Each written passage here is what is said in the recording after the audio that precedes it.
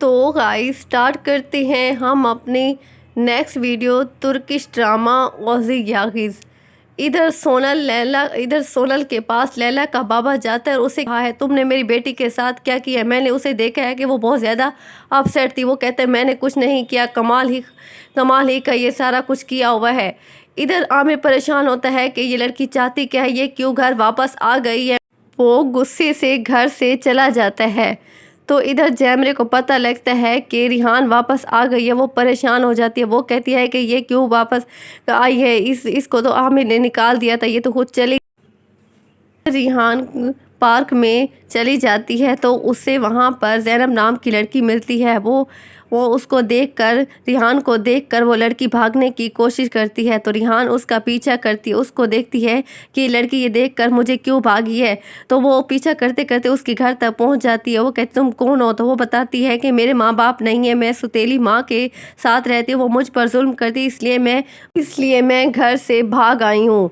दूसरी जानिब जाविदा रिहान को गुस्सा करते तुम बहुत ढीठ लड़की हो, तुम इस घर में फिर वापस आ गई, लेकिन याद रखना मैं तुम्हें इस घर से निकाल के रहूँगी। तो ये बात सोना बातें सुन लेती है। सोना कहती है कि भाभी इस घर से कभी नहीं जाएंगी, मैं भाभी का साथ दूंगी। तो जाविदा कहती है सोना से कि तुम मेरे किसी मामले में भी दखल नहीं दोगी। इधर लैला का बाबा ताजी को कॉल करता है कि लैला क्या कर रही है, कहाँ जाती है, किसके साथ जाती है, मुझे हर रिपोर्ट तुम बार बार देते रहना। तो इधर रिहान बातें कर रही होती है ज़ैनब से कि जाविदा सुन लेती है। वो कहती है, फिर वो निगार के पास जाती है, निगार से कहती है कि तुम रिहान पर नज़र रखो, वो कहाँ जाती है, किस से मिलती है, क्या कर रही है, मुझे सारी रिपोर्ट दो। तो निगार देखती है कि रिहान गेस्ट रूम की तरफ जाती है। वो कहती है कि रिहान गेस्ट रूम की तरफ क्यों गई है, आखिर कोई मसला है, कोई वजह है, मुझे जाविदा मैम को बताना होगा। फिर रिहान ज़ैनब को लेके घर आती है और उसको गेस्ट रूम में छुपी है। दूसरी जानिब जामरे को पता लगता है कि रिहान ने नई सिम और नया मोबाइल लिया है। तो वो खुश हो जाती है। वो जाविदा को बताती है कि रिहान ने नया मोबाइल और नई सिम ली है और इसका बिल मैंने आमिर के ऑफिस में पहुंचा दिया, आमिर देख लेगा। इधर रिहान परेशान होती है कि इस बच्ची को किस तरह छुपाऊं। जाविदा को पता लगा तो वो उनको कुछ नहीं रहने देगी। मैं रिहान आमिर से बात करूं, शायद आमिर मेरी मदद करे, लेकिन वो तो कुछ भी सुनने को तैयार नहीं है। वो आमिर को कॉल करती है और कहती है कि मुझे आपसे बात करनी है। तो आमिर कहता है मुझे तुमसे कोई बात नहीं करनी। इधर ताजी लैला से कहता है कि लैला तुम कहीं भी ना जाओ, ऑफिस भी छोड़ दो।